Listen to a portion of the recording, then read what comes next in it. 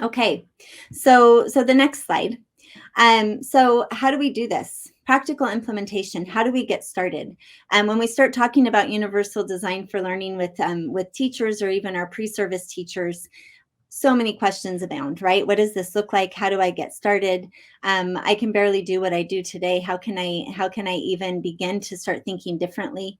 That chart that we shared earlier, or well, that you can see here on this slide, at a glance, that looks very overwhelming. So what do we do? Well, we start step one. We start with getting to know those universal design for learning guidelines and validate the work that we're already doing. Okay, people will say, oh, I already do UDL, right? Well, I would argue, I don't know that any of us fully do UDL. This is something that we'll be working on doing UDL forever. I don't know that we'll ever perfect it. But I do think it's important that we recognize there are things that we do that are in this universal design for learning framework. And that's an important recognition to have. We're already on our way, but I would not say we've all arrived. Step two, starting small. Starting small, but working to incorporate from all three principles. I've seen some different ways of going about universal design for learning. Some schools will take an approach with, we're going to start in one content area. Some will say, well, we're just going to start with just adding one and give time frames. We're going to add just one of these guidelines. So there's different ways to approach it. The one that I've chosen, I've shared with you already, because what I want is I want my students, when we look at the brains across the top of those three columns there, the beauty of universal design for learning and what we've learned from the research that is rooted. That universal design from learning is rooted in is the power comes in activating all three brain networks. And so in order to do that necessitates that we are working across all three of those columns. So choosing 1 to 2 to 3 guidelines or checkpoints that fall under engagement and representation and action and expression helps ensure that we're working within the context of what we've learned from brain research about UDL. But it is a way to start small. Yep. Nice job. And then the next slide, this is a nice tool also in the resources that we've shared with you. But how do we get started? And one is just, I've given you a 5-step process here. Begin with your learning goal in mind. Identify flexible ways for the learners you have in your classroom to meet that particular goal. And then ensure accessibility of materials and the environment for all of the learners in your classroom.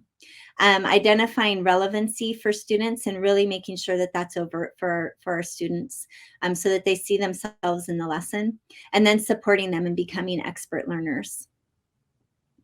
And there's a chart here on the right-hand side that's a really nice tool for really simplifying this. In fact, you could even look at this with some familiarity from those from the guidelines that we shared with you on the previous slide, and ask yourselves these questions, and they very nicely lead us into developing a solid UDL lesson, and also teaching us how to think as we're thinking in our lessons and becoming more fluent in thinking through a UDL lens. Oh. So let's tie this to a practical example real quick. Yes. So I'm an English language arts teacher, and I'm at the middle school level, and this app that I have up right now is Google Earth on the desktop. All right. But in my social studies class, I'm teaching a book it's called The Watsons Go to Birmingham. And if you're not familiar with it, this is a great book. It's the story of an African-American family in the early 1960s traveling from Flint, Michigan to Birmingham, Alabama.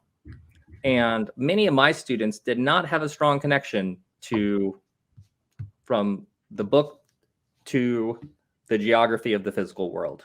Detroit might as well have been another planet, or Ohio was just some other place, But here, as we're going through, I'm able to provide some alternatives to that text information about the geography and actually help my students connect here.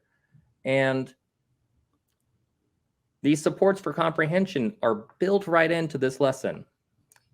All you have to do is download this little file from Google Lit Trips. There are educators out there who are making these great Google Earth lessons for lots of different topics here. But now I've got this nice little bit of engagement, helping my students understand what's happening in the textbook. Hey, or the novel. All right, last night in chapter 10, what are some things that happened? Our family is right here in Toledo, Ohio in chapter 10. What's going on? What are some things that happen when they're in Cincinnati as they're still passing through Ohio? And here we're able to provide nice multiple means of representation to help our students make that connection between the literature that they're reading and the physical geography around them. Maybe I've had students that this is part of their favorite part of it. And as they get to see some of these connections, it helps them get a little bit more interested in what's happening in the book.